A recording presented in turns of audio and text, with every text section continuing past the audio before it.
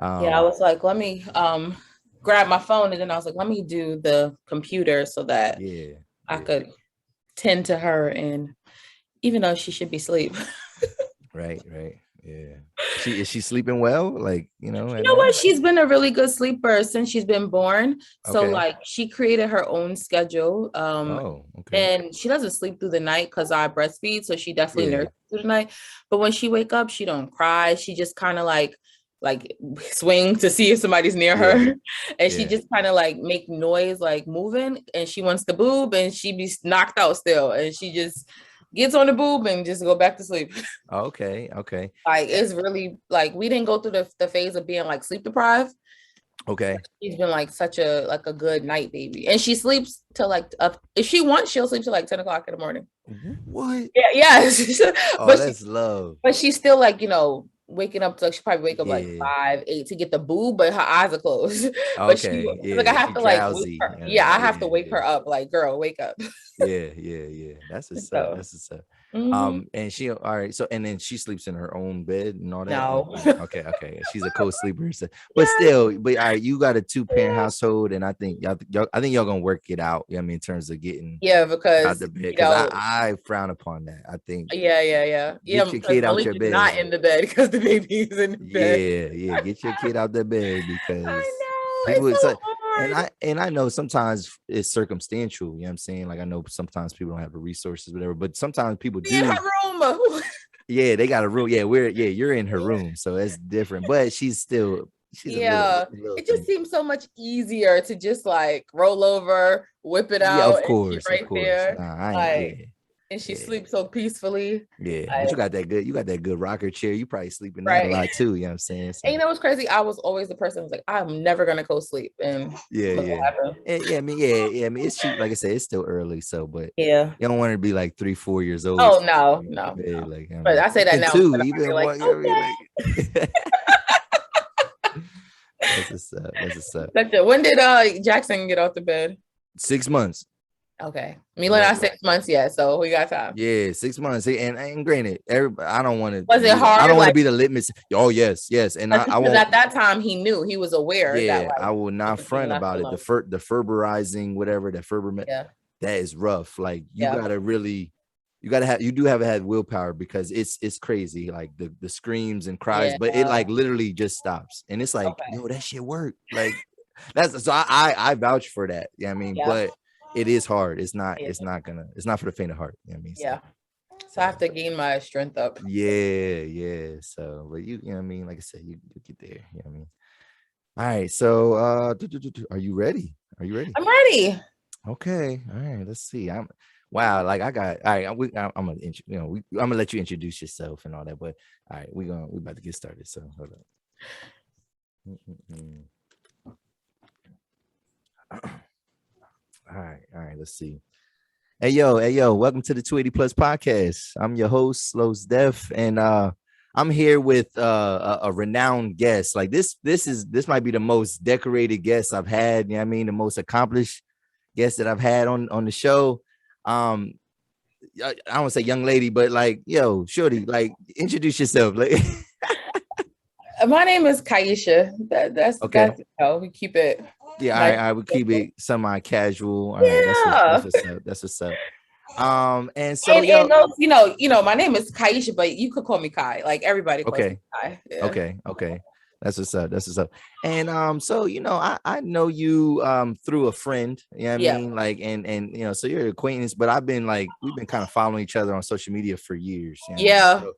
So I've kind of seen you come up a little bit, and it's really impressive to me. You know what I'm saying? So Thank you. we're gonna get into a lot of the And stuff that. likewise, because I've Oh, for seen you real? come up as well Oh, I in appreciate what it. I you've been doing appreciate it. in But education. like, yeah, like it's levels though. Yeah, I mean, we gonna talk about that, but and so yo, like let's just build a little bit of background. So like, Yeah. yo, like where are you from originally? And Yeah, so I'm from the baby is being noisy.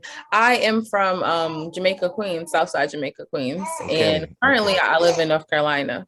But yeah, so I'm from Queens and been in North Carolina. I'm in Raleigh, North Carolina now. okay, okay, But I've been a little bit of everywhere. I've been in Greensboro, Durham, in Raleigh. Okay. So and all right, and we are gonna get into the New Yorker in the South type. Yeah. I want to get into that a little bit because I know that has to be something there. But can you, all right? So you know what I mean, because I want to establish some credibility here. Yeah, So yeah, like, yeah, and you yeah. have a lot of it. So like, can you like give us some of your credentials, your Yeah, accolades, and it's everything? I always say that like it's so challenging because I by act not on purpose, but I just happen to do so much. So when people be like, "What do you do?" I'm like, Yeah. I don't. It's so much, so hard to like explain." But I am a college professor, and I have a surprise for you too, Lo. Talk heavy. She's a college professor. I got a college professor here. Like that's what's up. I am a freelance writer. I also create content for like other magazine publications, different companies. Yeah. I have done music curation, like anything around hip hop is kind of like what I delved into. So I have some experience with like festivals, Yeah. whether it's like creating a festival or helping other people figure out how to create festivals. And that What? it's hard. Festival curation is not for the faint heart. It is Yeah. so hard. Yeah. And it is not a business that makes a lot of money. You have to have a lot of money, first of all. Okay. And but I loved it though. I absolutely like loved it. And I write for the Indy, and I have like a bi-weekly column, a hip hop column called First Okay. Take on Carolina hip hop. Yeah. So since about 2015, 2016, I started documenting hip hop specifically in North Carolina because I just noticed that there was like not only so much history, Yeah. but Yeah. so much talent. Like Yeah. in North Carolina, even though most recently we have folks like the Baby and 2C. Uh-huh. It is I didn't even know 2C was from North Carolina yeah, because I'm not hip yet. right. Like, I've heard the name, but Yeah, we he's from Raleigh. okay. Also, of course, Rhapsody has been, Yes. doing her thing. But still, North Carolina is still an untapped market, and it's just so much talent. So my job is to try to document the talent in North Carolina and celebrate, the folks. Lute West, he's from Charlotte. He just dropped the project. He's on Dreamville. He's on J. Cole's Okay. record label. And so I do that. Yeah. And the surprise that I actually like haven't shared with anybody is that I'm exclusives like that. Yes. Yeah, drop like a flex bomb, right? Flex bomb. I'm actually resigning from academia. All right, and all right, so that's why you doing the show, because you could open and talk crazy now. Not really, because I'm still working for a state agency. But okay. I have one more year left in my PhD program, and I've been teaching college for 11 years now. What? It's been 11 years? Yeah, since I was 22? You were 22 years old teaching college? Yep. I was 23. I started at the community college. And then I did community college for about 6 years, and then I transitioned to 4-year. And so and this was like by accident. This wasn't like intentional. Like who quits their job a year left into their PhD? You know what I mean? Yeah. But what happened was, I had got an opportunity to create content for the North Carolina Arts Council. And they reached out to me and wanted me to create content specifically on hip hop in North Carolina. So my title was like hip hop content creator. And we worked together for about 1.5 years, and we created 3 super dope, amazing projects. One was, and I'll send you the link so you can share. One was about like politics and like political rap. We did like kind of like the lyric videos. Yeah. We did, like, it was just super dope content that we created. I was able to highlight some top producers in North Carolina. We did a dope photo shoot with that. And then I did another piece where like I profiled Black artists who had got some funding because of COVID, like COVID artist relief funding. But through the time of working with them, mind you, like they're like, here's everything you need. Videographers, producers, graphic designer. What do you want to tell? What stories do you want to tell? What do you want to create? Yeah. So you got to hire those people? Like you were responsible? I got to hire like partners, right? Okay. But they had a team already set in place. Okay. But I did get to hire like partners. So this one guy who's super dope, his name is Head Graphics, at Head Graphics on Instagram. He's like one of the most talented creative folks in the Carolinas. And so I got to bring him on board to be my photographer for one of the projects. And then I got to work with another amazing, talented Black man. His name is Mike Williams. He has this initiative called the Black on Black Project. Okay. And he was a moderator for this live event that we had streamed because we were in COVID still. Okay. But through the year and a half of working together, I mean, it was just like the most amazing experience ever. And the team and I clicked so well. And, you know, in conversation, they said, oh man, Kyesha, we wish we could bring you on board, you know, have you on the team permanently. And I'm thinking like, you guys come to work and have fun. You come to work. Like you get to be in the field. You get to like do fun, creative shit. You know what I mean? Yeah. And so jokingly, I was like, kidnap me. Like, oh shit. Yeah. And they circled back around and they were like, hey, a position is going to be opening. We think that you should apply. And so I talked to my mentor about it. Like I try not to make like any like crazy decisions alone. Yeah. Like, that's a big. Yeah. And he was like, once I got his blessing, I was like, all right, like I'm gonna go for it. And I applied and went through the whole process, and you know, they came through with like a great offer. And I was gonna say, that money got to talk a little bit. I don't know if y'all know about academia, but like it's a hierarchy, right? Of course. So if you're not on a tenure track, which because I don't have a PhD yet, I'm not like my title is like a lecturer, right? So your pay from somebody on the tenure track is like different.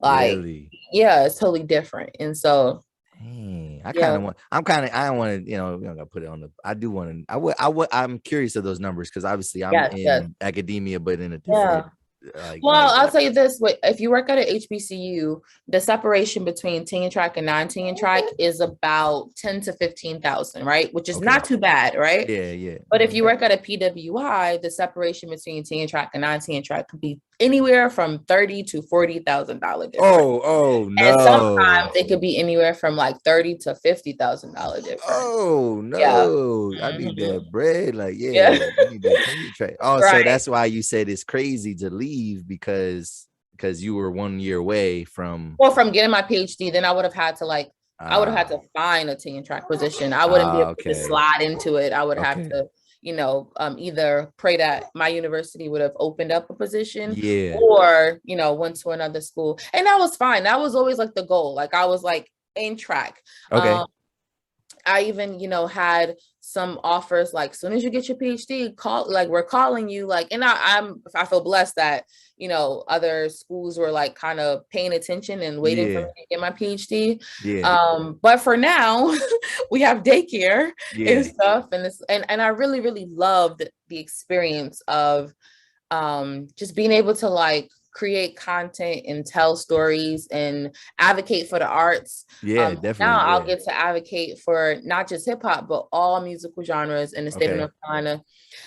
So when I told like my family and stuff, they're like, so what are you going to be doing? I'm like, I don't know how to explain it.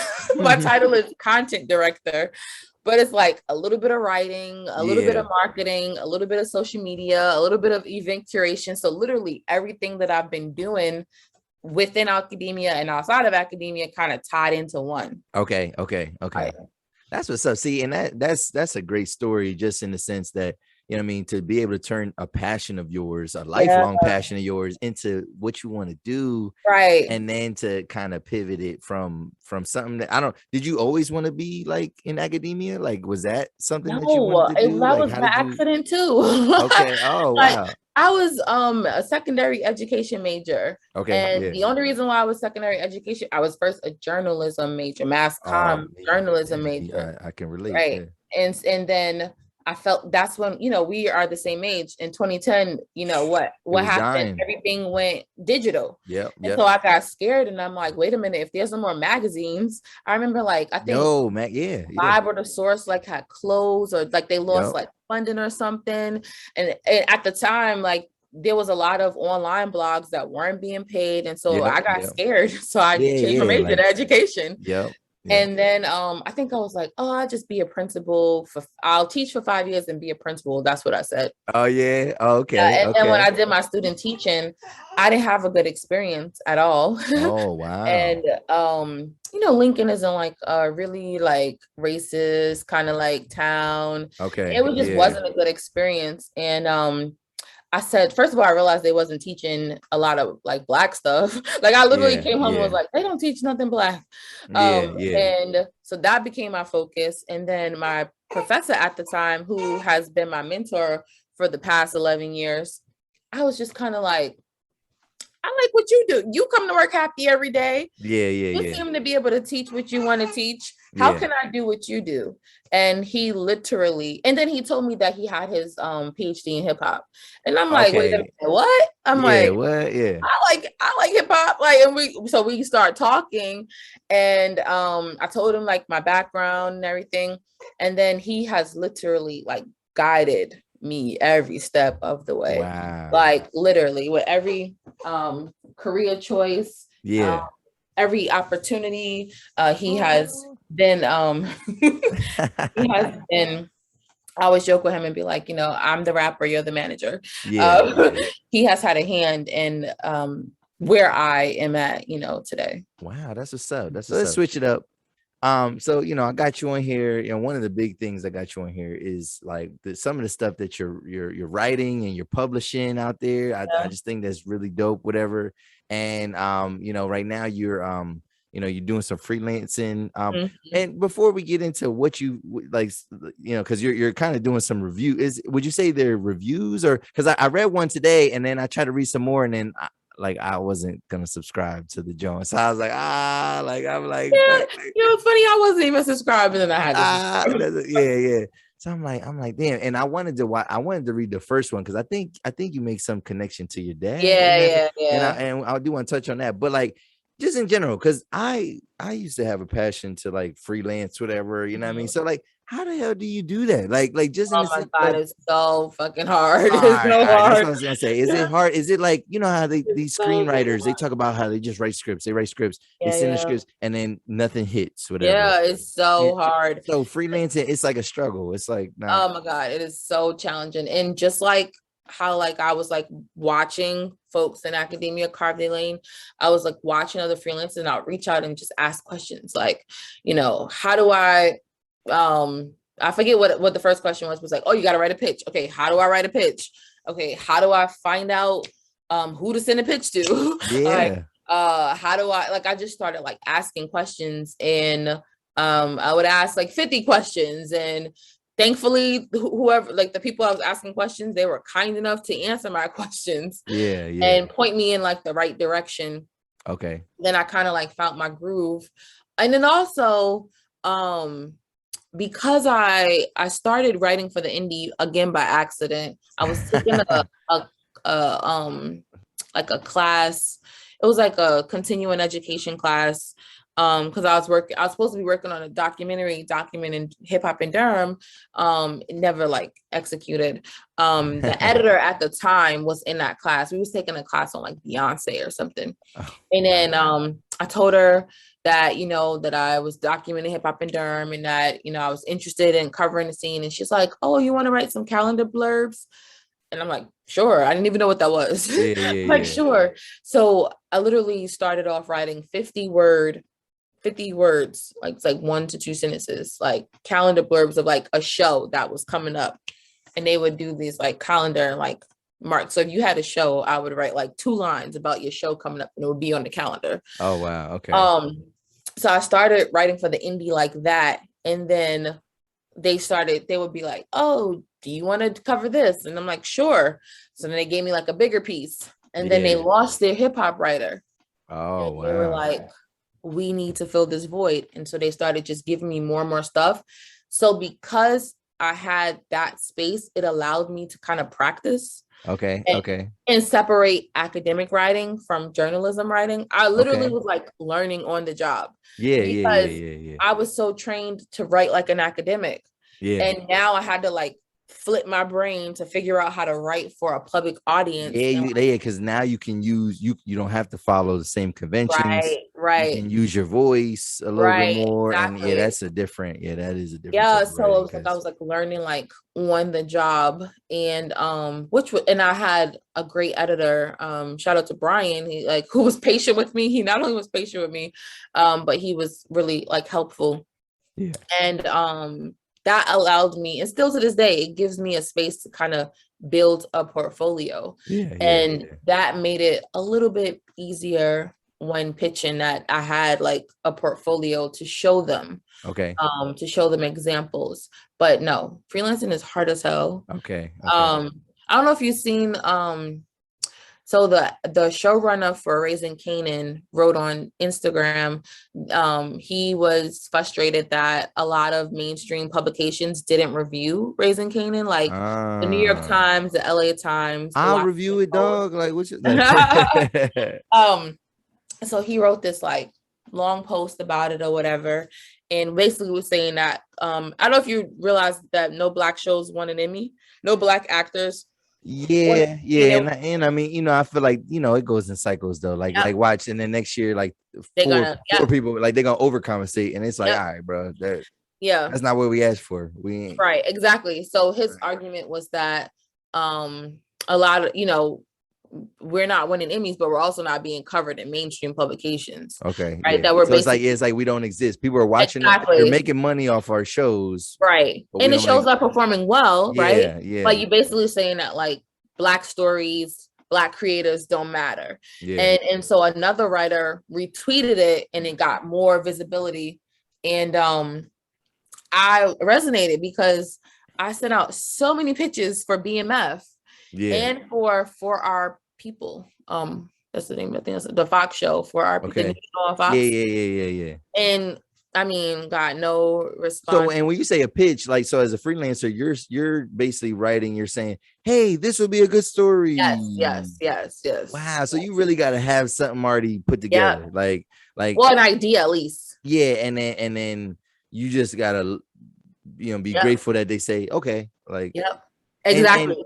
And then, so much stuff probably gets shuffled under the pile. And it's about timing, right? It's like timing. Are they gonna read your email? Like, it's literally like. So it's you got to know somebody that knows, like, that helps. Most of the time, yes. Most of the time, it definitely helps. I don't know nobody yet. Oh wow! Well, I know you now, so I was over that. But I will say that. No, yeah, that's true. Like one of my fellow hip hop scholars, his name is Tyler. He's super dope. I helped like linked him to. There's another media publication in Charlotte, and I'm always like putting people on like meet this person, meet that person, right? But I will say that I am, because I wrote for Vulture. By the grace of God, she answered my email. Yeah. Now folks are starting to reach out, but sometimes I'll be like, I get an email. Oh, do you want to interview London Brown? Yeah, but I don't have an outlet.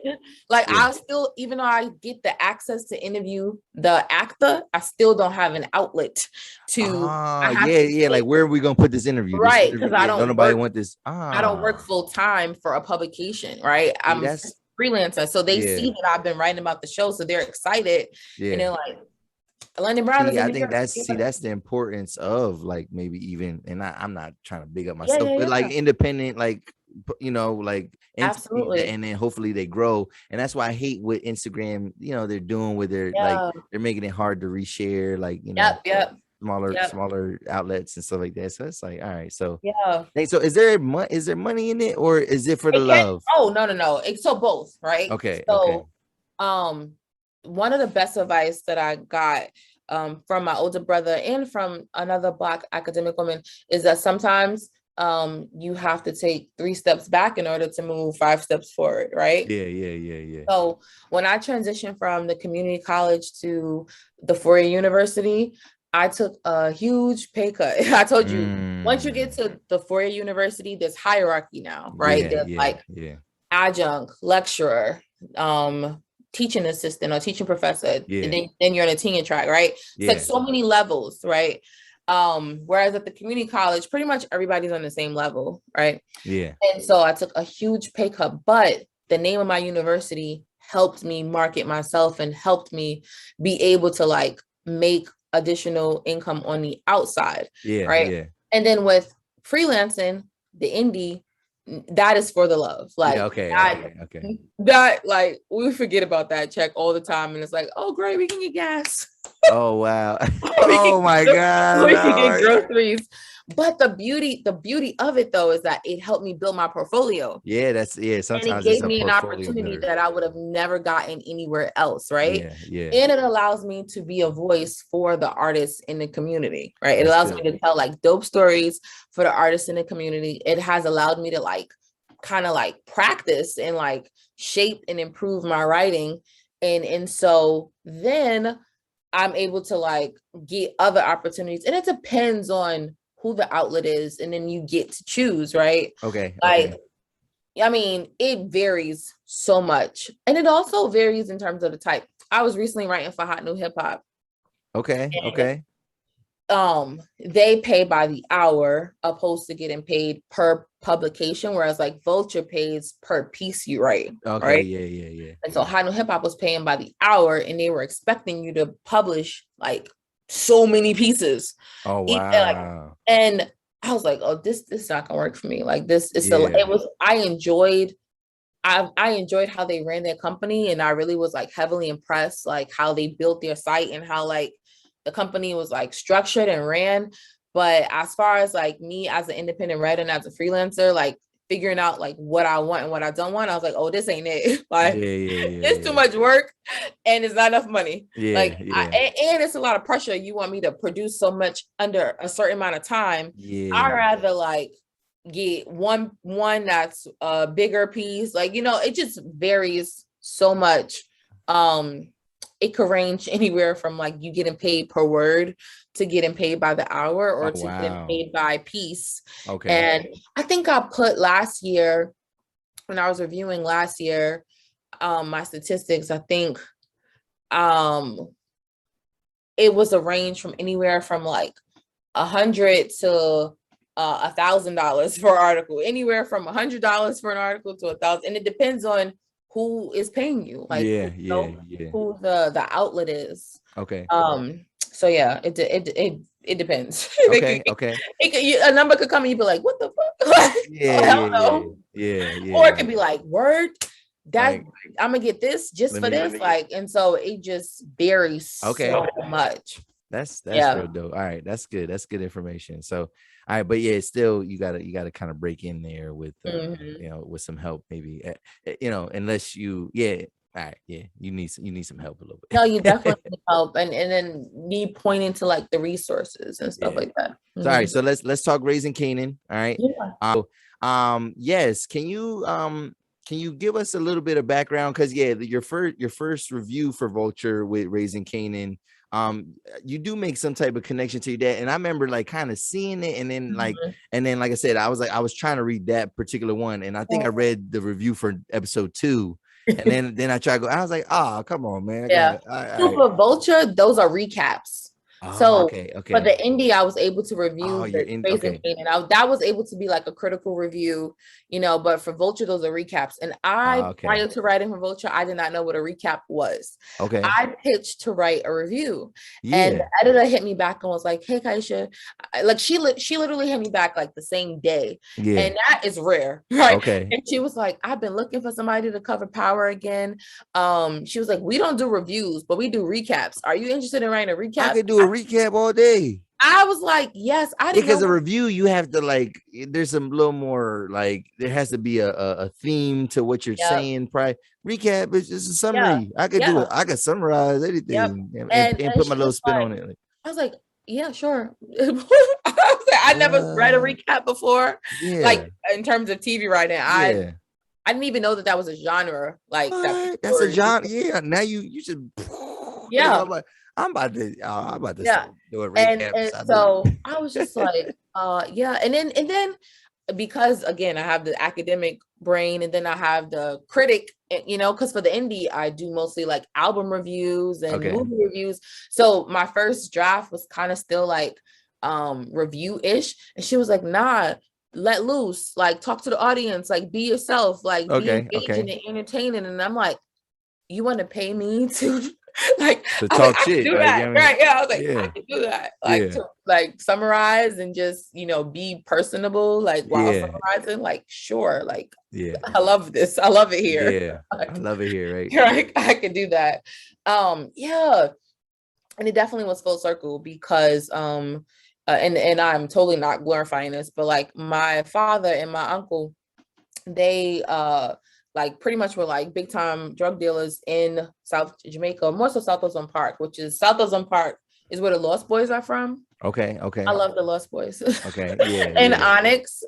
Okay. Yeah. Of course. Okay. Right. So South Ozone we know Park. Fraser Star and Sticky Fingers. And, right. So they're from South Ozone Park. You was like nervous right there, but yeah, because like not that you didn't know them, but like I feel like people don't know the area. Okay. Like, did you know that Onyx was from South Ozone Park? No, I did not know that. I know. Right. So the only thing like Queens, I know like Far Rockaway. Right. Yeah, Queensbridge, Jamaica, and Far Rockaway, and that I know, and that's not really like. Queens, and really, Far Rockaway from who rapper, yeah. Stack Bundles. Yes. I mean, Chinks. I mean, maybe Chinks drugs, but no, Stack Bundles. Right. People don't really associate like region or neighborhood with like Lost Boys and right. Yeah. All right. But if you hear Jamaica, you're gonna think of Nicki. You're gonna think of 50. Yeah. Lloyd Banks. Yeah. Right. You might even think of LL Cool J. Right. Yeah. He's from there. So yeah. So they were pretty actually 50 Cent. He has, before he got famous, he has his song Ghetto Quran, where he's like telling the story of like all the Cream's, top legendary drug dealers. And he name drops my father and my uncle in that song. Oh, snap. So it just felt like kind of, and it's funny because you know how he's telling Meech and his brother story, and like for most of my adult life, I would always hear, you should write a script and have 50 Cent, make the movie about their life. And, and that's not something I've ever been interested in doing, but I've always like would hear it like over and over. Yeah. And the fact that, he's doing that for Meech and his brother, I'm like, that's what's up. That like, he took, a street person's life and put it into a show. So it definitely felt full circle. Okay. To write the recap for Raising Kanan, to see the first episode and to see them accurately portray like Southside, like to see them portray it like so well. So your dad is unique. No, your dad is unique. Yo, your dad is based on the unique. Yo, that's fucking fire. That's fucking fire. Because he's one of the best characters in the whole shit. Yeah. No, your dad is unique. No, he's not. Okay, all right. Your dad knows Supreme, like all that. They were rivals, right? Oh, I didn't say that. No beef. I didn't say that. So Supreme ran Baisley, and Unique is probably based off of Supreme, honestly, because they're Baisley, or maybe I don't know, because Patina is with her Rock, she's in Baisley, but Supreme ran Baisley. Okay. So Okay. Who knows like what they are pulling like real events that happened and kind of embedding it. So I used to hear all these stories about how when shit would go wrong, how they would like, torture people, like stick a hot comb up somebody's behind or take somebody's eye out, like all these crazy stories about how they literally would torture people if they were like stealing or if they were an enemy. And they show that in the show, like that. Those are like real life shit that happened. The cop getting murdered or getting shot, that really happened in Queens. Okay. Okay. Yeah. There's a book about it. I mean, it's just crazy. And in the book, the author who wrote the book, he tells, there's this one part where he tells, what book? It's called Cop Shot, because there was a cop who got killed in Baisley. And in the show, Detective Howard Baisley Park. Wow. Cop got murdered a little bit away from Baisley, but it was in the area. He was a rookie cop, though. He was nobody's dad, but he was right. That's who got murdered. So yeah, like it's just crazy how like they're pulling like the true event.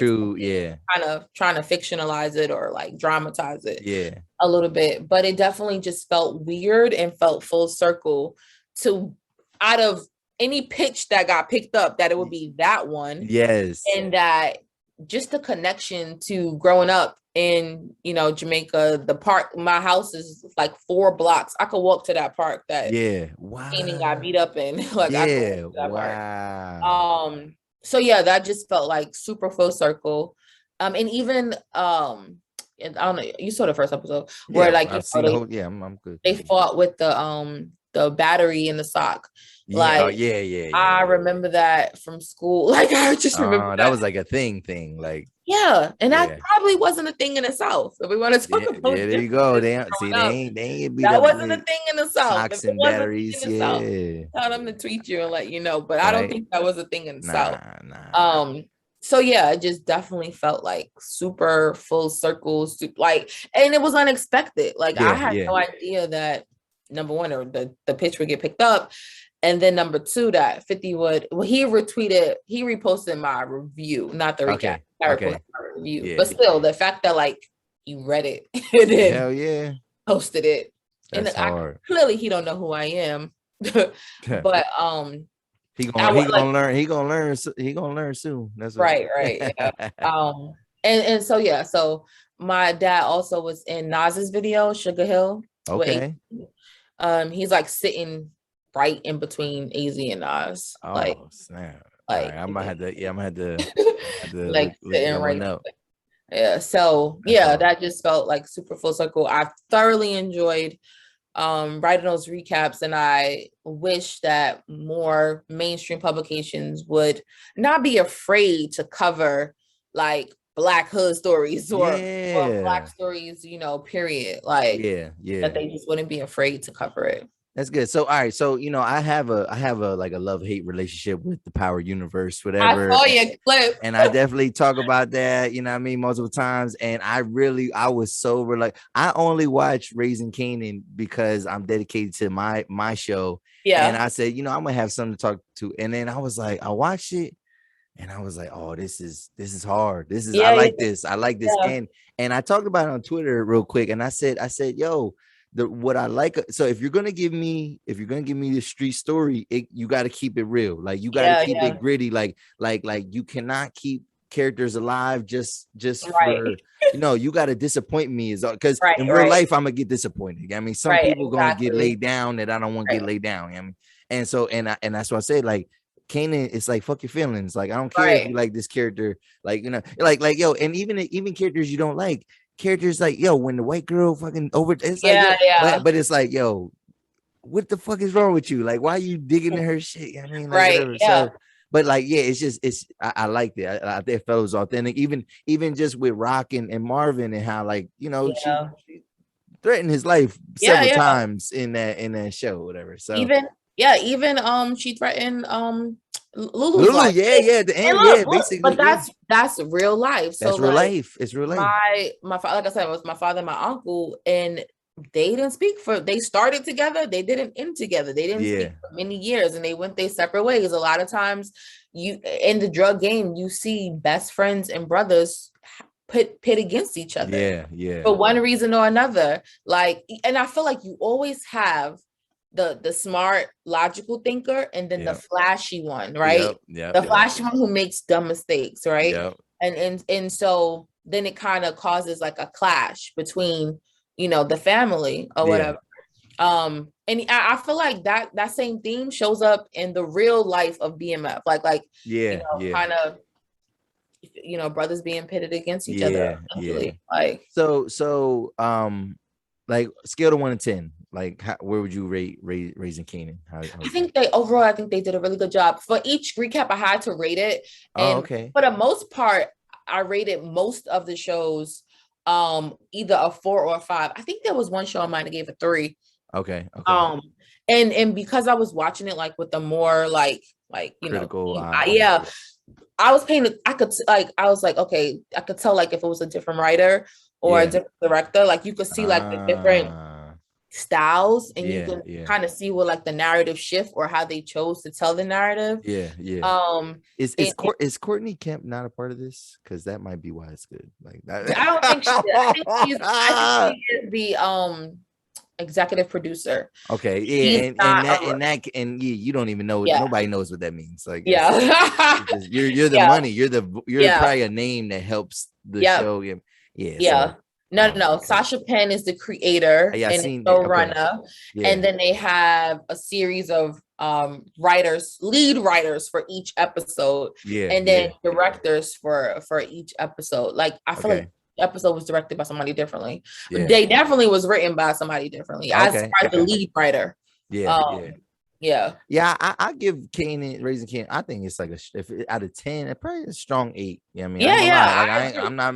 I mean, if you rate it a little higher, I'm not mad at you. If you rate it, if you don't think, but I was surprised. I would say a strong 8. I was a little bit disappointed of how it ended, like the last scene. Not the whole episode, the last scene. I feel like the previous episodes, they had really solid, strong, jaw-dropping, like final scenes. And then this one kind of was just like a slide. It was just like a little like So all right. But then my question, and I don't know if you know this, just doing recaps, because I feel like you might get some insider information, or you got to watch some of these episodes in early. Advance. They sent it early. Okay. So where they like, how are they going to do this? Like, are they going to come up with a second season? Because isn't Power still rolling out more shows from their universe? So like, how are they going to do multiple season 2 now? Okay.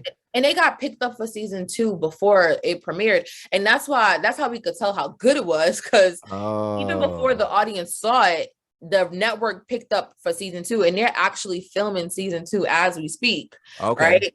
Did they do that? Did they do that with the like Power Book 2? Did they do that with that, or was that like a one-time shot? Was that a one shot? I think it's coming back out. It's coming back out. Okay. That we will be on season 3 for Power Book 2. So you gotta think for real? Yeah. See, I didn't. That's what I'm saying. I didn't even watch that one. I was like, man, I do not like Tariq and Michael Rainey, so I was like, so I'm not watching. Know what, though? They had 2 seasons of that. Yeah. I thought they only. Oh shit. Yep, it was. I believe that. I'm pretty sure we on 2 seasons. So I feel like the first one was good, and then we came back, and then they continued. Like the summer was the second. Oh, see, I thought that was. Yeah. And then they're gonna do the Tommy one. The Tommy one's about to come out though. Oh, okay. I seen the trailer for that. So I was like, oh snap! Like, so here's the thing: they could do that because they have nothing to do with their original. Okay. So even though like you have like your hesitations about Power itself, Power Book 2 is totally different. It's connected in a sense. Clearly Tariq is his son, so he's a little bit more connected, and Ghost's name comes up, and Tasha's still in jail and all of that. And the teacher's trying to figure him out. It's better than Power. Like Power Book 2. Is it? I think so. I think that like the acting is a lot better. Okay. I feel like, I guess it was also refreshing. Remember, Power was on for like a lot of seasons. It was 6 seasons, and it was 6 long seasons, because it wasn't like they didn't do like it wasn't in 6 years. It was like I think the last 2 they like stretched it out, like whatever. So it was on for like in over like 8 years. I mean, on for like a long time. So I feel like Power Book 2 was like refreshing to see a new family, to see other women be like gangsta, Mary J. Blige character, Auntie Monet, and she's also like relatable, like she's also another like relatable like Black auntie. Like you probably think of somebody in your real life, you're like, oh, I know an Auntie Monet in real life. Like it would be hard to say who would win a fight between Rock and Auntie Monet. Like it would be really hard, you know. And they also like went other directions. Since you didn't watch it, I won't give it all the way, but went other directions, other narratives they explored. And it's pretty solid. Like I think they did a good job with that. The acting is pretty good. I really was annoyed with Lala's acting in Power. And it's a little bit better in The Shy. I actually don't. It is a little bit better. I don't mind her in The Shy. I don't mind that character, but Yeah, Power was bad. It was Kyesha was not a good character. It was tough. But it was a lot, like, and that's the thing, like the crux of like people like actually like Tommy's, and like that guy might be a good actor, but I think that character is like, I never liked that character. I just thought it's not believable. I don't know. Do you see white dudes like that in Queens? Like, I mean, like Tommy? They have in the BMF and the real, they have white boy Rick, and so you got to see like how that plays out. Don't have like, even he just don't even talk in a way that like just seems I agree with that. And no, you're right. It was rare for races, to intermix, like even in the drug game. So you would stand out, really. You would stand out. Like if the cops saw, and it might make your organization kind of vulnerable. Like you got the white boy, like in the right. I don't know, and you got to be, I guess, shout out and crazy. That's why they made him like that, I think. But that's true. Yeah, I wonder, because I feel like I read an article that White Boy Rick is suing the police department because he said that they used him. He was like a kid, and they used him to be an informant in Black Mafia. I'm not too familiar on that full story, but they had a white boy. Oh yeah, I did see that movie. I think I did see that movie. Eminem's they had a movie about him. It was a couple years ago. Yeah, who was the star of that? What's his name? He's a popular actor. I forget. Yeah, I do remember. I did see that, but the story didn't make no sense to me. Like I was like, it just wasn't that good. Like I don't know. I remember seeing that movie though. I seen it. Did you watch the first episode of BMF? Yes, I did. I enjoyed it. And I'm a roll with it. I mean, it's just my cousin though, he's real critical. He's like, I was like, he thought it was a joke, and I said, well, since it's like supposed to be historical, like it's supposed to be, I'm gonna roll with it. Now they might be inaccurate because I don't even know the full story of BMF.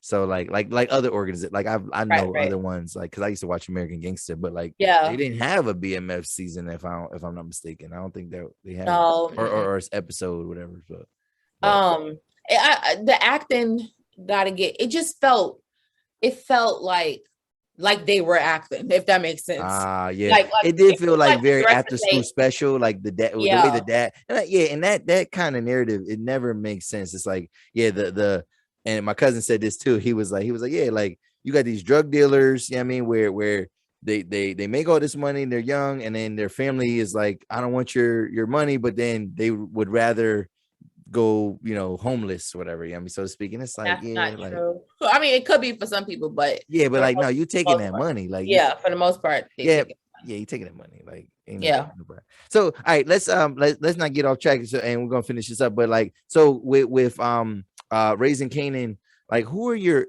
we'll talk about favorite characters and then best performances, and then we'll wrap it up. So because we kind of talked about some things I was gonna say with like subsequent seasons, but we covered that already. So who are some of your favorite characters first of Raising Kanan? Well, first of all, I am really impressed by all the characters acting. I think that everybody, like, literally, like, they bring their A game. All the like the major characters. And I like too, if you can sell me on, like, especially if there's some unknown faces, and you can, and I like when a new show like does have like some unknown faces, and like you could still sell me, and they do a good job, and it's like, wow, like, because I never seen Patina Miller in my life. Like I don't even know she's on Broadway. That's why. And she has a Tony Award. She's on what? She's a Broadway star. And guess what? What I like about her is I went to her Instagram. She's nothing like her character. I bet. Broadway. Yeah, you could do any, like you a true actor. Method. That's method acting right there. Yeah. Whereas like with Auntie Monet, Mary J. Blige plays that character. Mary is from the hood. Like that's easy for Mary to play. For Mary to have to, like, she being herself essentially. Like and so with Patina, like, she's nothing like her character in real life. And she puts on that New York accent. She has the demeanor. Like, she really, like, sells it. It feels so. Even the motherly role, like, she kills it. Yeah. Also, like, the performance from Jukebox. Yes. Laverne. The last episode when they were in the storage room. And she did that whole monologue, and she spit to him about, telling him that, he was shook, and that this is where they decide who they like. I just felt like she just does a good, even with her scenes with the girl, like all those felt so believable. Yeah, like the singing, like that when they sang, and then her nervousness, and then her coming out her that shit was powerful. I think that she is a dope actor.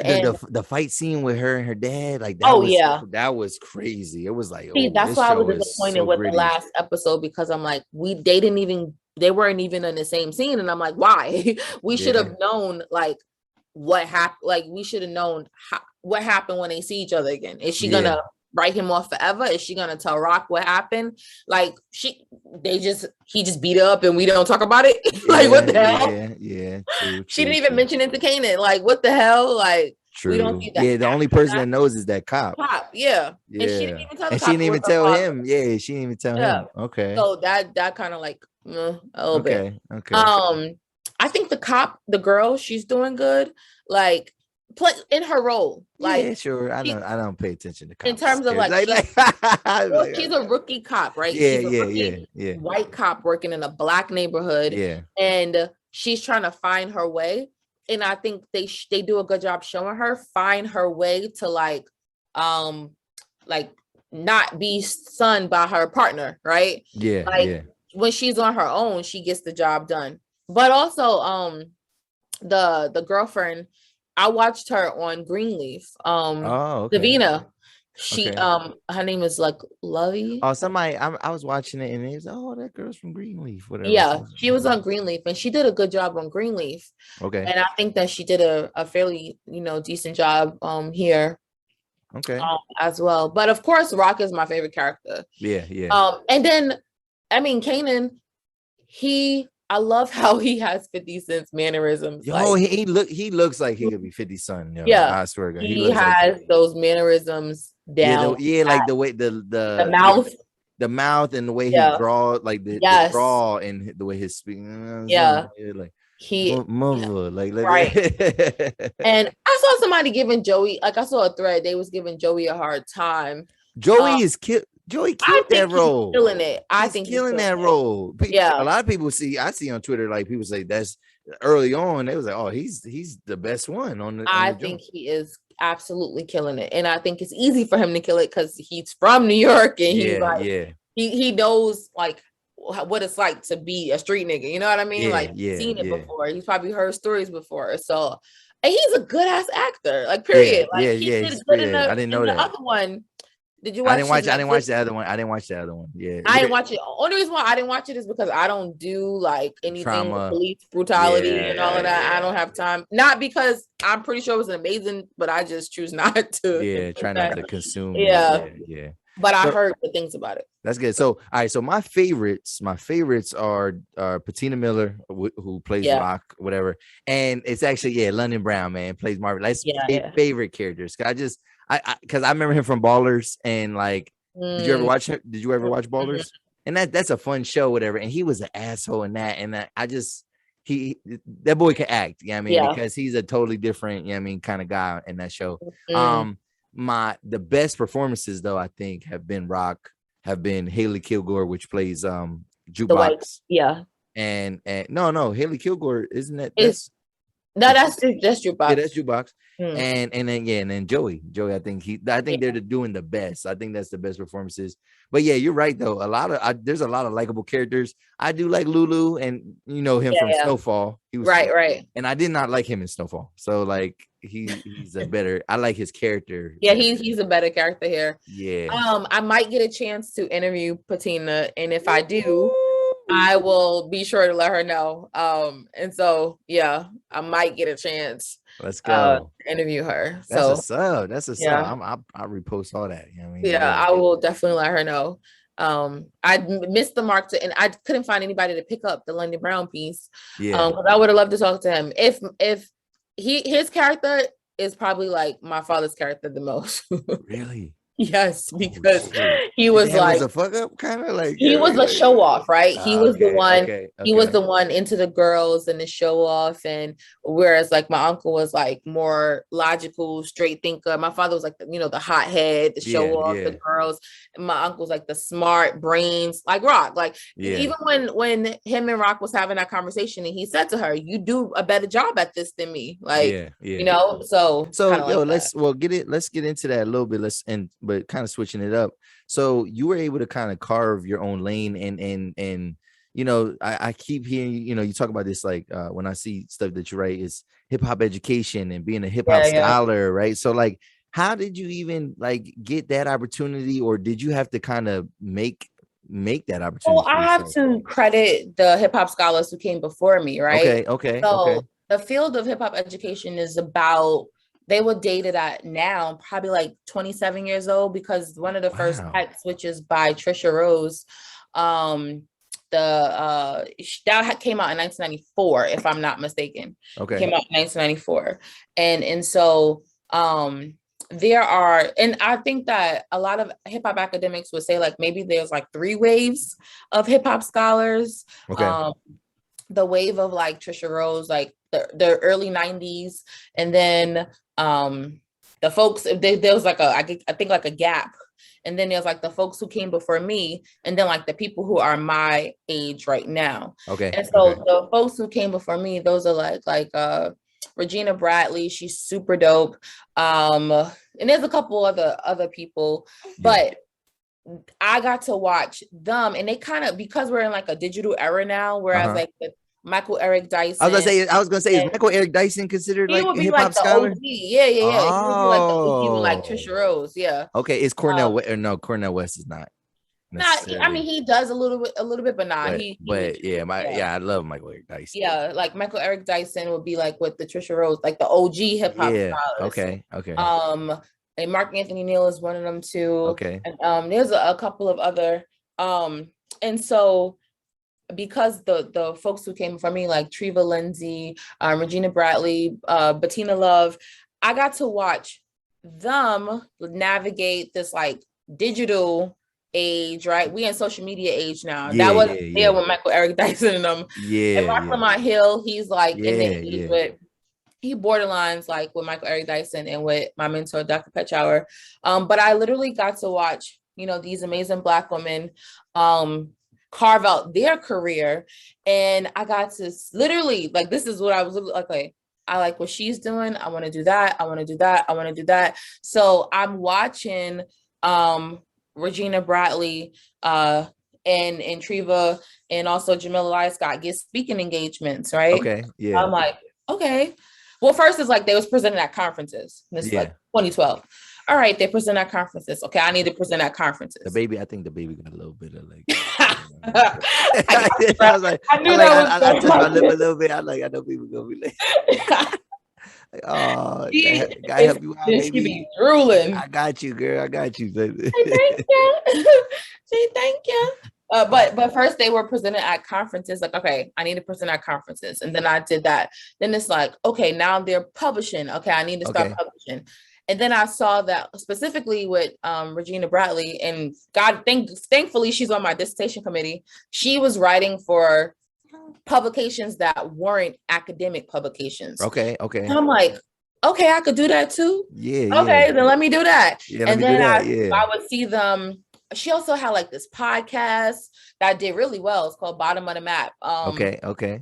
And after Jeezy, of course, it's like she calls herself a Southern hip hop scholar. And so I just got to watch amazing Black women carve out their career paths, which allowed me to kind of sit back, take notes, and then kind of remix it to fit what I wanted to do. Okay. And I'll never forget, Regina had said something on Twitter like, I am in the academy, I am not of the academy. Okay. And she was just like, academia is not a place for Black women, especially, like Black women like me. And I'm like, I feel the same way, and I'm like, because I never really felt like I fit in, like, a Black girl from the hood, like super chill. Like, I never feel like I fit in with my colleagues, but I liked the work that I was doing, but I also wanted regular schmegular people to read my work also. Right. And I also didn't like the stiffness of academia. Yeah, of course, yeah. And so I saw these amazing Black women and also a couple of Black men be able to like straddle the fence and kind of have their feet planted in both places at the same time. Okay. So I definitely have to credit them. Like I remember Regina, she presented at A3C and I'm like, okay, how do I present at A3C? Like, what do I got to do? All right, so that's what I got to do. And then like within a year or two, I was moderating the panel at A3C. Oh, nice. So yeah, I think I've just been, you know, blessed to be surrounded by talented folks. And who were brave, right? They were so brave to just be like, I don't identify with academia. I'm here, but this ain't my home. If you know, my scholarship is what I say it is, not, you know, what a group of white cis men say it is. Like, so I got to watch them like put their foot down and assert themselves in spaces that try to like reject what we do and say that like the knowledge that we create is incredible because we're not citing this theorist or that theorist. And it's like, no, like my experience and my identity matters in my scholarship. And that's all, you know what I mean? Like that's all that matters. So I definitely credit them for being brave enough to articulate like what it means to create your own lane in academia. That's what's up. Yeah, that's hard. That's hard. Yeah. So that's all right. So you definitely had some good mentors and role models and pioneers almost before you. Absolutely. That's what's up. So, and they kind of raise this question, or just kind of a thought to talk about. So I mean, I have like, entrepreneurs on my show and things like that, right? So like typically like you're probably the most, like I said, like you're the most educated like guest I've had on here, whatever, because it kind of skews that way because nowadays we're in like this pro entrepreneur time period, and there's nothing wrong with it. I mean, and I'm the type of person I believe in options, like you want entrepreneurship, you want trade, if you want academia, it is important. So I had a guest, he was particularly vocal about like college being a scam and this like that, whatever. So like what, how do you feel about academia as a whole? Like is it a scam? And obviously you made your career through academia, but like would you change your path? I mean, if you could. So I think that like you said, it's important to have options, and I think that college can put you in a position. So okay, it's a answer that is like layered, right? Yes, of course. Like one specific answer, right? Yeah. So I don't want to like sound like all over the place. Yeah, you're playing like, or you're straddling the fence. Like, no, it's real. Like that's. So here's one thing. Yep. My little brother is a truck driver. He is 24 years old. He makes more money than I do. Okay. Oh, shit. Damn. And he's a truck driver. He's 24 years old. Okay. That's that, right? And he doesn't have a high school diploma. Oh, yeah. So that makes you, So then, then those people are like, oh, why would he doesn't have college? You dumb shit. Where you wait so right? Blah, blah, blah. Yeah. So, I don't think that college is for everybody, but I do think if I take a group of my most successful friends and in a group of people that I know who, let's say, didn't go to college, you're gonna see a difference in their lifestyle. The group of my most successful friends who went to college, they are probably on their second house. Like they probably are on their second house, or and these are folks who majored in like math, science, STEM field, right? And I mean, not to say that because one of my cousins, she's a fashion buyer. She's a buyer, and her husband do really well. So, and me and my partner, we talk about this a lot because he actually doesn't have a college degree, and we talk about this a lot, like in terms of when we look around and see, who is elevating. The difference is oftentimes a college degree. And it doesn't have to be a 4-year degree or a master's degree, true, right? true. So my partner is in IT, and we have been trying to figure out what's the best route for him to do to be able to level up in his career. You know, should he get a 4-year degree? Should he get a 2-year degree? Have to get certifications. And as of now, we've landed on the fact that like certifications from a community college would be enough to increase his salary, to almost double his salary in the IT field. Like in IT, like you don't necessarily need a 4-year degree. And you could end up making 6 figures pretty quickly if you have the necessary certifications or even just an associate's degree. Okay. And remember, I started at teaching community college, right? Okay. So these are folks who are in a rural area, right? Like my first school was Davidson County Community College in a super rural area where and they're learning machining, right? Some of them are doing like plumbing and like getting certificates or degrees in like specific trades. Okay. And so it depends on a lot of different factors. It depends on what your passion is, what your goal is. It depends what your goals are. Like you have to ask yourself, okay, what are my goals and what do I need to get to those goals? Right. So like 2 of my close friends, they both make a great living, but they have just a bachelor's and they're like, oh, I need to go back to school to get a master's. And I'm like, for what? Like, you are doing well in your field. What do you need a master's for? And you're doing well. And I could think of 3 people who are like that. Like you're doing so well in your field. Is it just for the prestige of it? Like, you know, well, unless they're paying for it. You know what I'm saying? Right. Exactly. Like don't turn down a discount, a free a discounted, absolutely. Whereas like what I saw in my path, I felt like I was forced to go back to school because I knew that if I got this terminal degree, it would allow me to do exactly what I wanted to do, right? Like it would allow me to maneuver. Once I got my master's and realized that community college professors, there was like a cap on what you can make. And that having just a master's and trying to teach at a 4-year university wouldn't get you too far.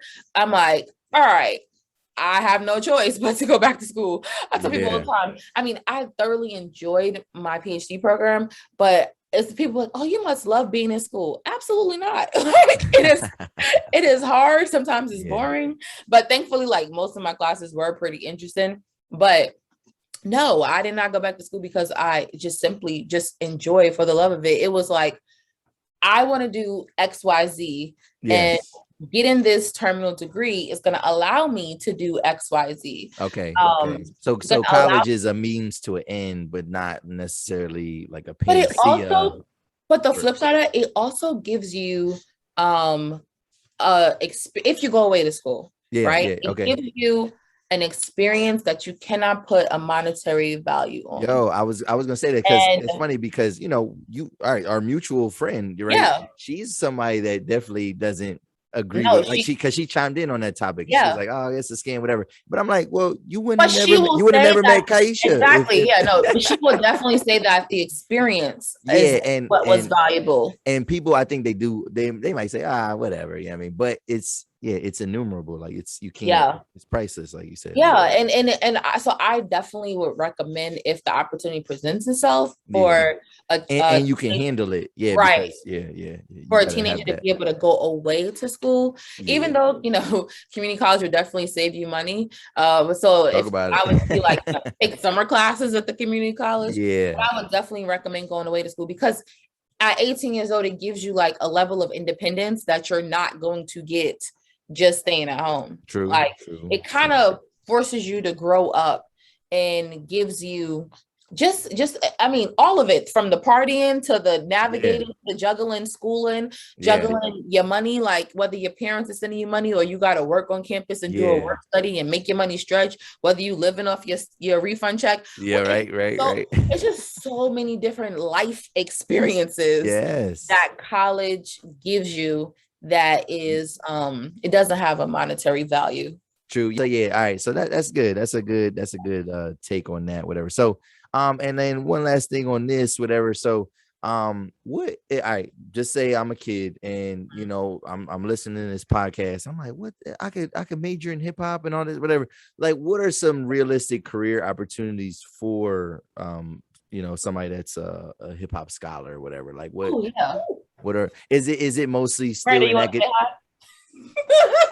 Is that Miranda? Hey, that's we all love Miranda. How you doing, girl? I'm good. That's what's up. You came all the way from Atlanta to North Carolina to see this baby. That's what's up. Yep. Are you the godmother or are you just like an auntie? Auntie. Okay, all right. That's what's up. I can't say that her family member. That's what's up. That's what's up. Yeah. Hey, bye, Miranda. Bye. You said what career? Yeah, like what are some like realistic career opportunities for somebody that decides like I want to be a hip hop scholar? Is it still mostly in academia or is it, you know, what type of? No. There's some folks who work in nonprofits. Okay. There are some folks who they have created their own organization. Words Beats in Life is an organization in DC. Okay. I can't think of the gentleman's name off the top of my head. But he has created like his own organization. It's super, super dope.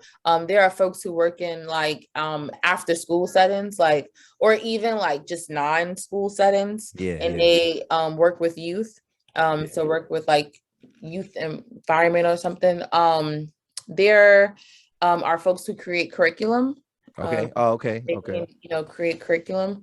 And then if you look at, I mean, I feel like Mark Lamont Hill would be like the pinnacle because, you know, he has got himself like on TV. Yeah. Like, you know, he has just branched out.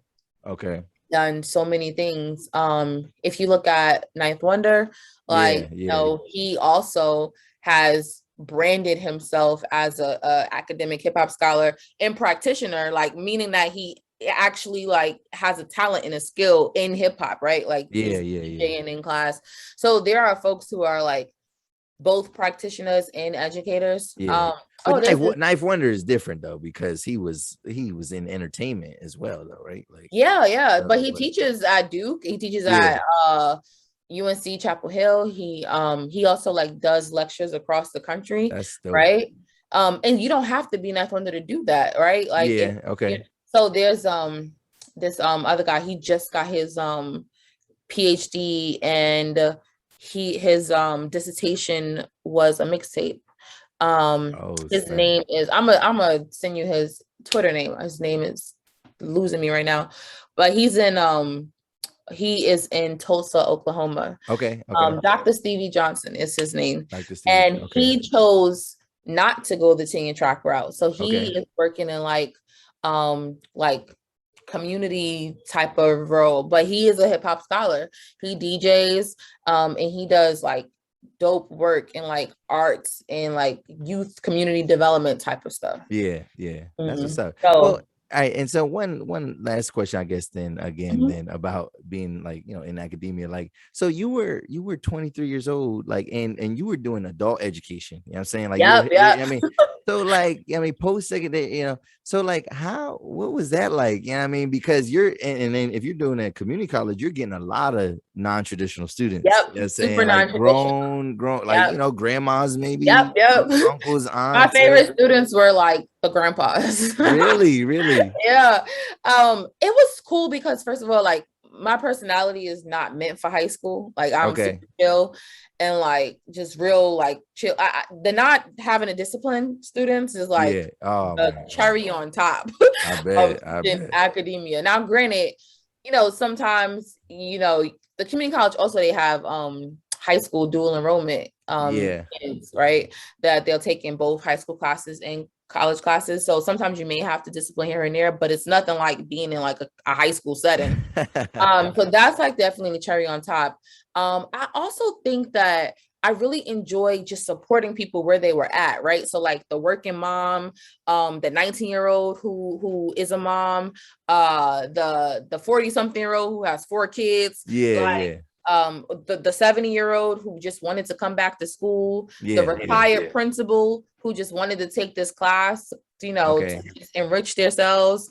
So I really did enjoy the diversity of ages, the diversity in terms of their career paths and like where they wanted to go. And so it was really chill. And even at the university, I guess at the university, because they live together, they may like know each other a little bit more. So you don't have much disciplining, but sometimes, you kind of like might have a little chatty patty in the class, but it's super chill. It's like, and in college, you're expected to be independent. You're expected to like, do your work. So you really get to just talk. Like as a professor, you get to just talk, and you don't have to you don't have to scaffold, and like you don't have to like sometimes because they may be quiet, like so you still have to like tap into like different pedagogical strategies to like reel them in. I try to create an environment that number one feels like a family or community oriented, if anything. Number two, that it feels safe to talk about a wide range of topics. And then number three, that is active, right? I try to like, we do a lot of group work in my class. We also like take trips. I happen to be at a university that has this is pre-COVID, of course, right? My university has their own museum, and they have a makerspace. And so I figured out how to incorporate being in the makerspace and like creating stuff that ties into whatever we're reading or whatever they're writing. And then we go to the museum where they could like, they have like a whole little activity to engage them in the museum space. So I really try to make it engaging, fun, active learning, discussion based. I don't want to just lecture for 50 minutes or 100 minutes. That's not fun. But I think and that's unfortunate, because I think what I'm gonna say is when you're learning pedagogical practices and stuff like that in college, undergrad, it's all great. It's like, oh man, yo, I'm if you're gonna work in a school setting, whatever, you're like, oh yo, this is gonna be whatever, and then you're in the school setting and it don't land that way, because the stuff that they're kind of teaching you in the practices is not geared for it's not geared for a younger audience. So it's like you want to be chill, you want to be, but it's like it's so like formulaic and or it's all these numbers and like you're held accountable for, because you like as a professor, are you held accountable? How much are you held accountable for a student's performance versus if you're what's interesting, it depends. 12, right, you're definitely held accountable. My coworker and I was talking about this the other day. She covered my classes while I was on maternity leave, so we met up, and she was like, I mostly give A's and B's, and I was like, yeah, me too. I'm like, if you get a C or a D in my class, it means you really didn't do something. Right. And thankfully, throughout my career, my classes have always been popular, and so I tell them on the first day, like, this class is easy, but let's talk about what easy means, right? Easy doesn't mean like you're not going to learn anything. Like it's set up for you to win, for you to succeed. I never understood professors who would be like, this class is so hard, half the class is going to fail. And it's like, if my students are failing, then that means that clearly my teaching methods are not like working or, it's on a college level, right? Because they have to take, somewhat accountability. But sometimes my coworker said she got observed, and her observer was like, oh, you need to diversify your grades more, basically telling her she had too many A's and B's. And so it's like backward. I think that more kids. Right. And so they can spend more money because they got to take a remedial course. Oh, I see what they doing. I think that it's like college is a scam now. So I think that goes to people who have ego, right? Ego. And luckily I feel like the new younger educators, most of them don't have that ego that older educators have. That ego of like, oh, you failed my class. No, I want you to win. I want you to succeed. I'm gonna build this class set in place for everyone to succeed. And if you don't pass, that means that you just didn't do anything. Okay. Right. Okay. That's good. See, all right. Unfortunately, we can't sign up for, your classes anymore. You know what I mean? I Leaving the profession. That's just stuff. Do you think you would ever go back, or like at this point, it's a new chapter. You want to see how it goes. Right. I feel like I feel that way. Like let's just see how it goes. Right. Yeah. What I love about the new position is that most of the employees, they've been there for years and they've like worked their way up to like higher positions. And I think that's like super dope. Yeah. And then also, when I was talking to my mentor about the possible change, he was like, if you come back to academia, you could take your experience from working with the Arts Council and bring that to like, again, this is me looking at folks and modeling their career. Yeah. So like, Joan Morgan, who is like, she's the pioneer of hip hop feminism, right? She leads a center at NYU, right? So she's not teaching. She got her Ph.D. in American Studies. Like she's killing it. She gets to lecture and get paid. And she's like, her title is like cultural director of such and such center. Okay. And like Jeff Chang, he wrote like a really popular book within hip hop studies. And he used to work at Stanford, like leading like a cultural like center. So they have spaces in academia that could apply to what I'm doing with the Arts Council. So who freaking knows? Yeah. But with COVID, everything is just changing, right? Yeah. So yeah. Everything is changing so much. And I think that like I said, this wasn't planned. So I feel like this opportunity came for like a reason. Okay. Like, it kind of takes the pressure off of like having to work so hard to get tenure, having to like, bust your ass to get a publication accepted, or having a grade on a weekend, like 75 papers with a new baby. I don't have to do that. Yeah. So we'll see like what happens. And I'm excited for like what's about to come. That's good. All right. So, you say you're from Jamaica, Queens, whatever, mm-hmm. right? And then, and you went to Lincoln, right? Yep. Which is in Pennsylvania. And then, so then you ended up in North Carolina. Like, how did you pick North Carolina? And we're going to get into a little bit of a discussion about, that transition there. I didn't know this at the time. I could have went to any master's program in English and just wrote my thesis about African-American literature. Yeah. But I was looking up a master's degree in African-American literature specifically, and A&T has one of the only master's degree where your degree will say like English literature in African-American literature. Oh, wow. But I was like super focused, like, oh no, these kids gonna learn this Black, they are gonna learn about Black people. And that's how I found A&T's program. And so I came here to go to A&T. Okay. So, all right. So, and, obviously like A&T, like that's a Black college. So so it probably wasn't that big of a transition maybe because you was around. Way bigger than Lincoln. It's like, okay. But I mean like being from New York and like you wasn't in some rural little, well, you probably was a college town. Yeah. College town. Okay. So you weren't, okay. So like in terms of like, all right, let's just kind of go into like hip hop and stuff like that when it comes to like being in New York and in North Carolina. Like, did you kind of come into that space kind of like, with your nose up, like thinking like, some of these artists aren't the same, or like, do you feel like some of these North Carolina artists, are just as good or can compete, or is it not a competition? I don't know. Like, is it?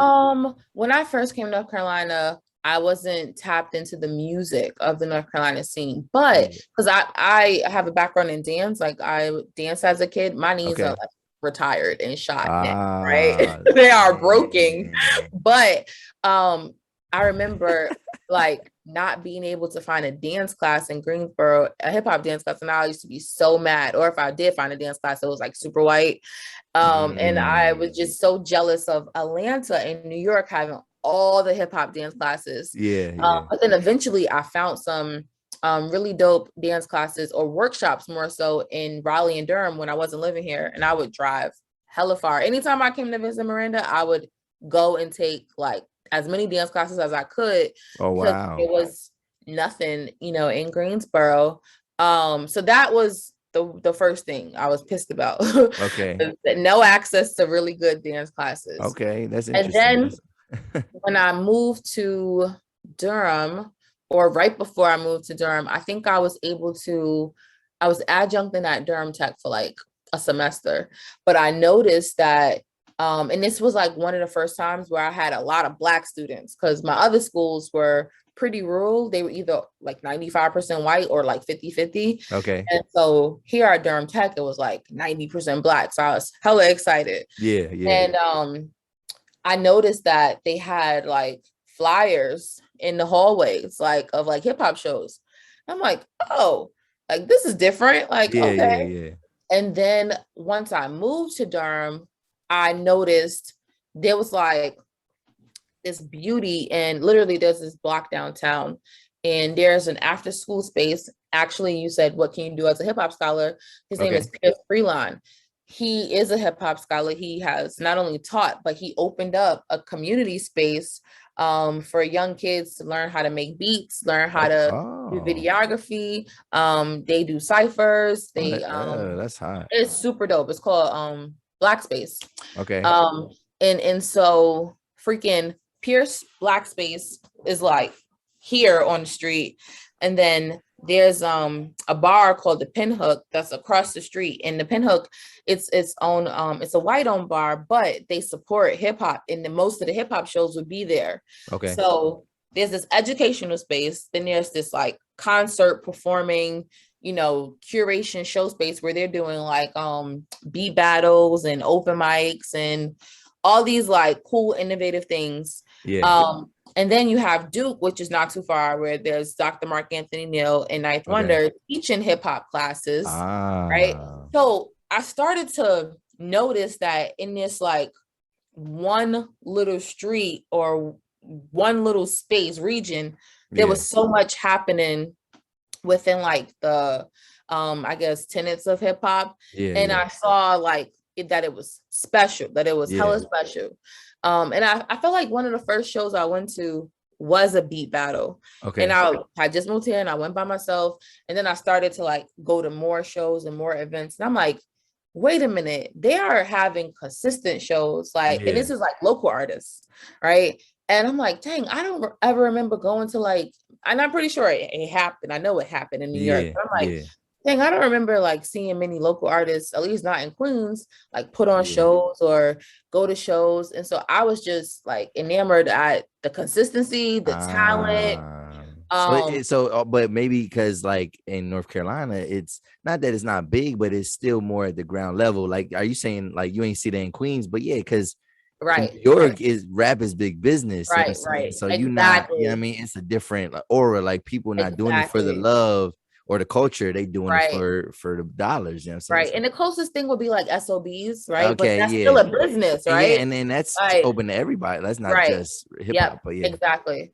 And so I just was like really impressed. And I was like, wait a minute, there's something special here. And in terms of like the talent, like better or different, it's hard to say because hip hop has changed so much. Okay. And I think that like here, anywhere now, because of social media, you can get a little bit of anything anywhere, right? A little bit of you can go to Kansas and find somebody who do boom bap rap. Like they don't have to be from New York. And then the same thing, like there's a lot of New York artists who they might tap into drill. Okay.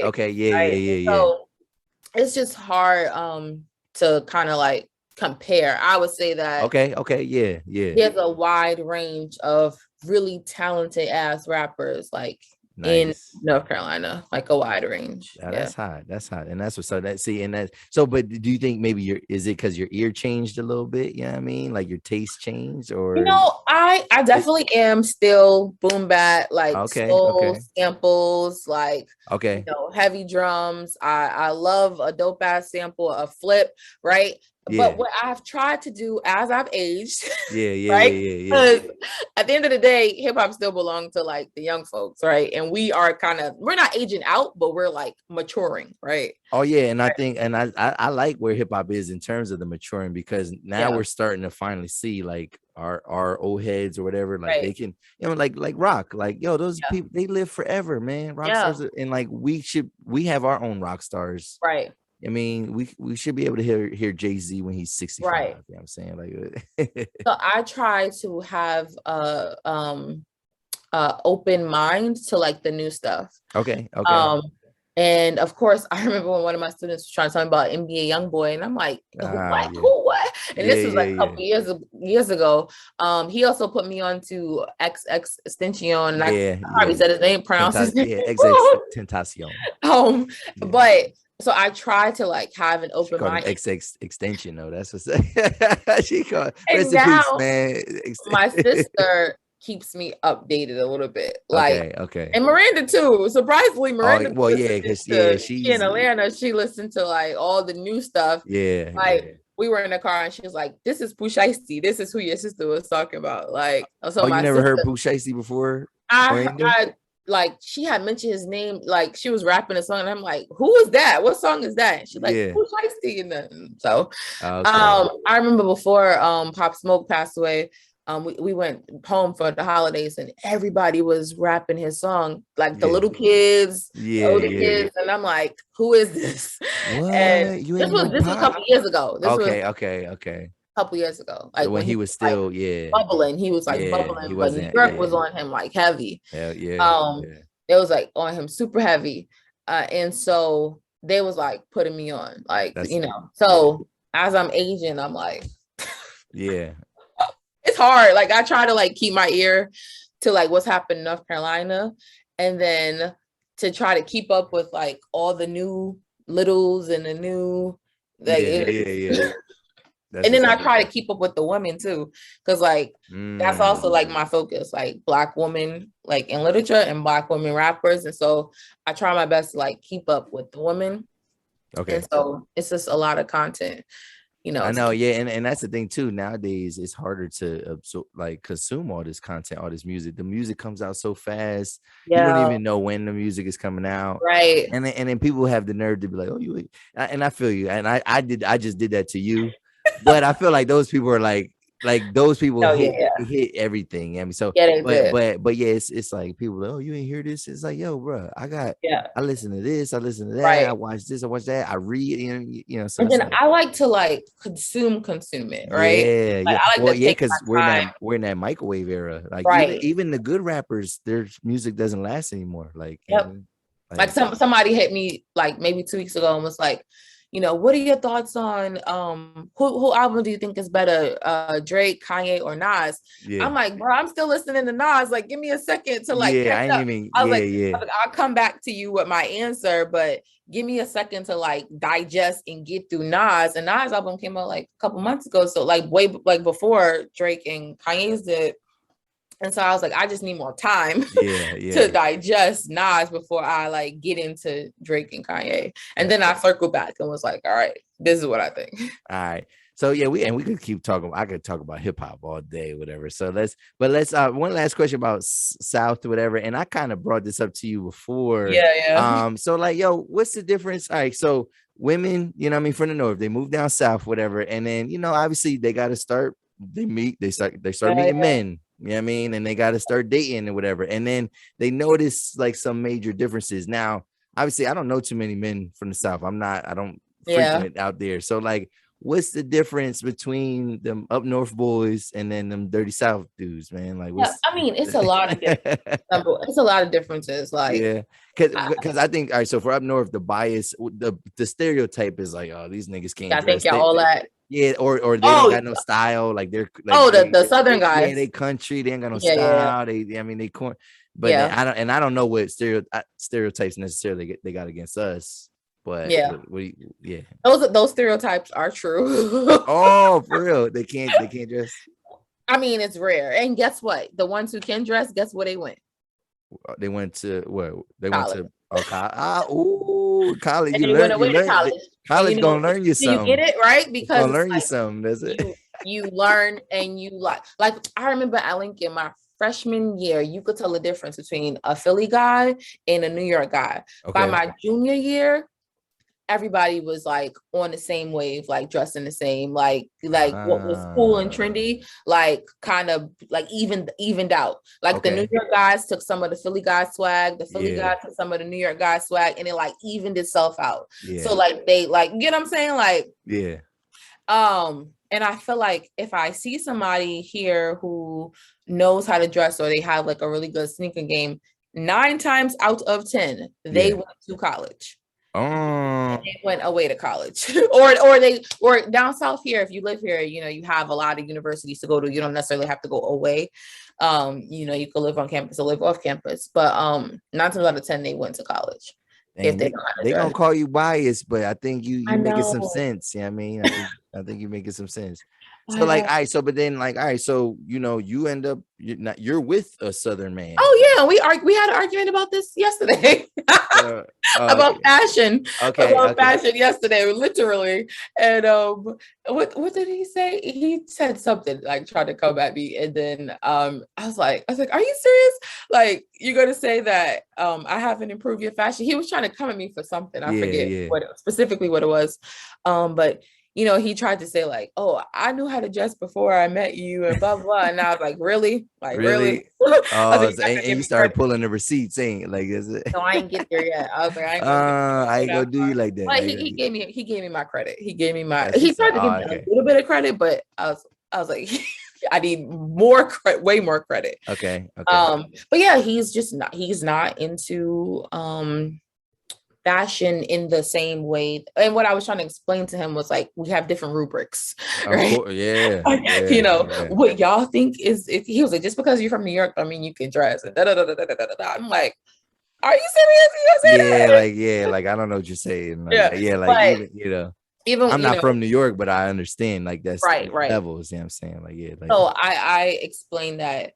I was trying to explain to him like there are different rubrics in terms of what y'all think is kin dressing. But the good thing is my partner, he's a good sport and like it took a while, but he has been a good sport in accepting that like my tips. Okay. He's been a great sport. Like in the beginning, I'm like, bro, like everything don't gotta be matchy.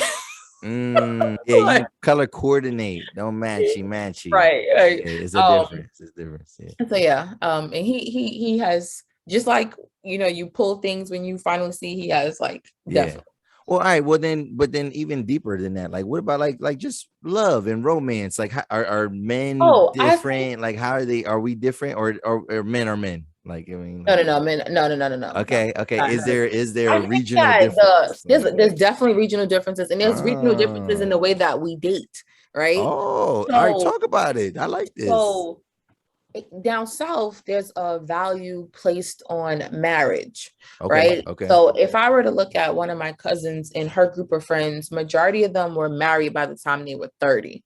Like, matter of fact, but by the time before they turned 30, they were married. Whereas like now I feel like our age group is getting better at that. But like, I feel like up north, our dynamics is just different. The way we communicate with each other is different. The way we talk to each other is different. The way we like view each other, it's just totally different. The dynamics, I don't even know, like, I feel like you get what I'm saying. Like, but I kind of want some specifics, like, or examples, not maybe just like, all right. So like when you say view different, like what you're saying a lot of nothing. Yeah, I mean, you're saying a lot, but nothing. I mean, like, come on, come on, professor, come on, like it's like you scared. Come on, girl, you ain't the academia no more. Like, talk good. Talk that shit. There was like a meme that like had explained it perfectly. And also I would say that there's definitely like Southern girls are totally different than girls from up north, right? Okay. Like, how so? Are they bougie? Are they the Southern Belle? Is that a real thing? The Southern Belle is a real thing. Okay. I don't know. I feel like coming from the north, like most women, like it's like our connection is like like nigga to nigga, like you my nigga, I'm your nigga, like, and it's not like that in the South. Like they would never be like, oh, that's my nigga. Like they would never say stuff like that, or See, they would never. We gotta see, man, we gotta change our mindset, man. That's you're right. That sound bad. Like when you just said that, I know, but like that sound crazy. You know what we mean? Do that. I know, I know, but yeah, I don't necessarily like that. My nigga, like yeah. Like I got my niggas, but you not my right, nigga. Or like my bitch, or whatever. Like they would never do that in the South. Yeah. Well, and granted, it's still not okay for us to do it either, but you could certain circles, I guess. Exactly. Like the language, like even like if we call like my brother and he'll talk, and then like me and Malik will be laughing. I'm like, you see, like I'm like trying to point when it happens in real life. I try to point it out, like you heard what he said, like you see, like there's a difference. Like or even if I'm on the phone with my friends and they're like telling a story or something, I'm like, you heard what she said, like you see, like it's totally different. Even like just the mindset is just like different. And it's just complete. I feel like our experiences are different. Okay. Like, yeah. Like, I don't know, like, because it's because even big cities in the South are different than big cities in the North, right? Absolutely. Yeah, it's not the same. Okay. Yeah, absolutely. Yeah. All of that. It's just different. Yeah. I mean, we had to maybe come back and we'll dig into that a little bit. Maybe you wasn't. But one thing I will say also is that guys from up north are just far more like, they just carry themselves differently with like a different level of like confidence, whereas Southern guys are confident, but it's just a different type of confidence. Okay. Like I feel like how does that manifest?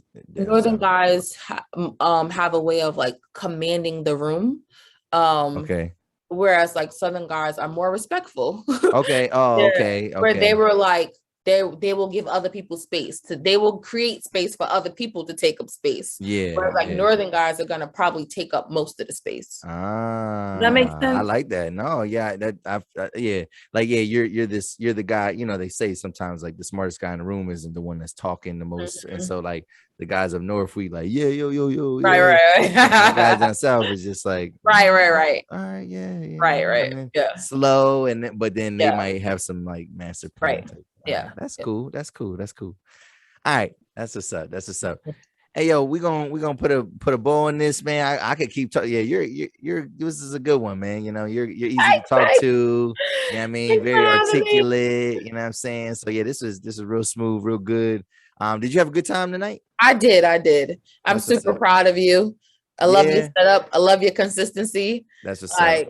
You're a good host. Like, yeah. That's just, thank you. I appreciate that. That's appreciated. So where can people find you if they want to read your stuff, if they want to, you know what I mean? Yeah, I am on all socials. It's Kyesha Jennings. It's the same across the board. And then I have my little link that links like everything that I do. So like there's a link in my bio that'll take you to all the recaps. I mean, you do have to end up paying for a subscription. Yeah. I think you get 4 for free, or is it 2 for free? Man, I don't even know, because like I read the one and then it was like you reached your limit. I said, yeah. You should have went to your phone. You got to use your phone. Yeah, I was about to, but I was at work. You know what I'm saying? I had a little bit of a break today, and I was like, let me sneak this in real quick or whatever. And I enjoyed it. I was like, I could hear the voice. He was talking about like, it was when Davina was fighting and all that, whatever. And he was like, I was like, okay, that's what's up. Like it looked, I could just tell you're enjoying it. Like, that first episode, I was hooked. You can read that into the recap. So you're like, oh, that's what's up. So So all right, yo. Across the board, all social media is just Kyesha Jennings. Kyesha Jennings. All right.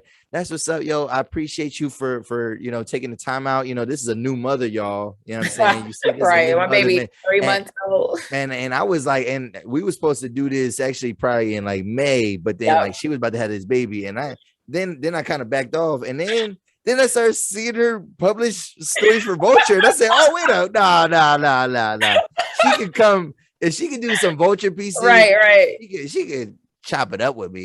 She don't even got to write; she just got to talk. Right. She could holler at me. So, yo, I appreciate you so much. Yeah. Like I said, I'm a fan and I'm a follower, and I'm gonna keep supporting you in any way that I can. Yeah, so. I appreciate it. Have a great night. Thank you. You too. This is another. Oh, yo, if y'all still watching, make sure you subscribe to the channel.